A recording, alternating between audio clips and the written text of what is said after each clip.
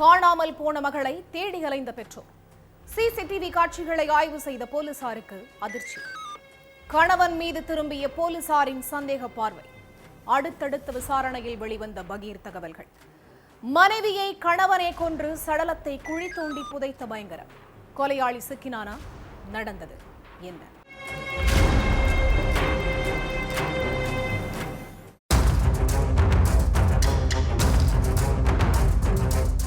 கல்யாணம் ஆனதிலிருந்தே வாரத்துக்கு ஒரு முறையாச்சும் போன் பண்ணி பேசிடுவாங்க பிரியா. ஆனா 2 மாசமா பிரியா கிட்ட இருந்து எந்த ஒரு காலும் வரல. என்னடா பொண்ணுகிட்ட இருந்து எந்த போனும் வரல, நாம பண்ணாலும் எடுக்கலையேன்னு பதறி போன பெற்றோர் நேரா பொண்ணு வீட்டுக்கு கிளம்பி போயிருக்காங்க. அங்க வீட்ல இருந்த தங்களோட மாப்பிள்ளை கிட்ட பிரியா எங்க, போன் பண்ணாலும் எடுக்கல, அவளுக்கு என்ன ஆச்சுன்னு கேட்டிருக்காங்க. அதுக்கு பிரியா எங்க போனான்னு தெரியல, நானும் அவளை தேடிக்கிட்டு தான் இருக்கேன்னு சொல்லி இருக்காரு மருமகன் சிலம்பரசன். அதை கேட்டு பதறி போன பெற்றோர் பிரியா காணாம போயிட்டாளா, ஏன் எங்க கிட்ட சொல்லலன்னு கேட்டிருக்காங்க. நீங்களே உடம்பு முடியாம இருக்கீங்க, இந்த நேரத்துல பிரியா காணோம்னு சொன்னா நீங்க பதட்டமா ஆயிடுவீங்கன்னு தான் உங்ககிட்ட அதை பத்தி சொல்லலன்னு சொல்லி இருக்காரு சிலம்பரசன். அதுக்கப்புறம் பிரியாவோட பெற்றோர் என் பொண்ணு காணாம போய் 2 மாசத்துக்கு மேல ஆகுதுன்னு போலீஸ்ல புகார் கொடுத்திருக்காங்க. அந்த புகாரோட அடிப்படையில வழக்கு பதிவு பண்ண காவலர்கள் விசாரணையில இறங்கி இருக்காங்க. மனைவி காணாம போய் 1 வாரம் ஆகுதுன்னு சொல்றீங்க, எதுக்கு போலீஸ் ஸ்டேஷன்ல கம்ப்ளைண்ட் கொடுக்கலன்னு சிலம்பரசன் கிட்ட போலீஸ் கேட்டிருக்காங்க. அதுக்கு சிலம்பரசன் சரியான பதில் சொல்லாம அது இதுன்னு மழுப்பலா பதில் சொல்லி இருக்கான்.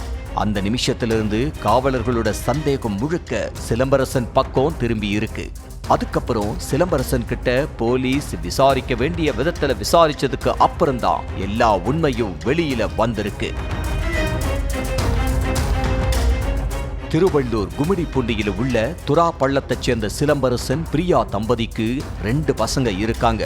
மனைவி குழந்தைங்கன்னு வாழ்க்கை சந்தோஷமா போயிட்டு இருந்த நேரத்துல சிலம்பரசனுக்கு மனைவி பிரியா நடத்தையில சந்தேகம் ஏற்பட்டிருக்கு.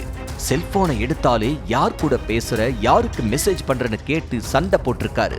வீட்டு பக்கத்துல உள்ள கடைக்கு போனா கூட கடையில யார் இருந்தா, யார் கூட எல்லாம் பேசணும்னு 1000 கேள்வி கேட்டு டார்ச்சர் பண்ணதா சொல்லப்படுது.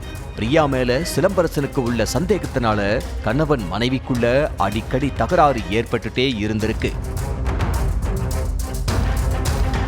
சம்பவத்தன்னைக்கு நைட்டு, அதாவது கடந்த ஆகஸ்ட் 14ஆம் தேதி சிலம்பரசனுக்கும் பிரியாவுக்கும் இடையில மறுபடியும் சண்டை வந்திருக்கு.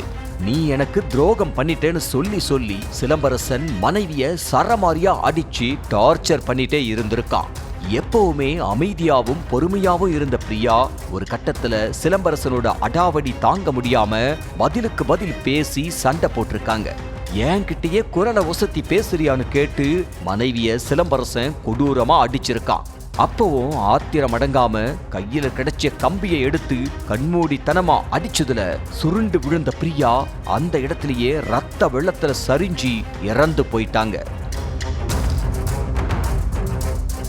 ஆத்திரத்துல கொலை செஞ்சிட்டோமே, இப்ப என்ன பண்றதுன்னு பதறி போன சிலம்பரசன் கொலையை எப்படியாச்சும் மறைச்சாகணுமேன்னு யோசிச்சிருக்கான். அதுக்காக வீட்ல உள்ள ஒரு பிளாஸ்டிக் ட்ரம்ல பிரியாவோட உடலை வச்சு அதை 2 கிலோமீட்டர் வரைக்கும் பைக்ல கொண்டு போய் இருக்கான். ஆள் நடமாட்டம் இல்லாத இடத்துல குழி தோண்டின சிலம்பரசன் அந்த குழிக்குள்ள பிளாஸ்டிக் ட்ரம்மோட சேர்த்து பிரியாவோட சடலத்தை புதைச்சிருக்கான்.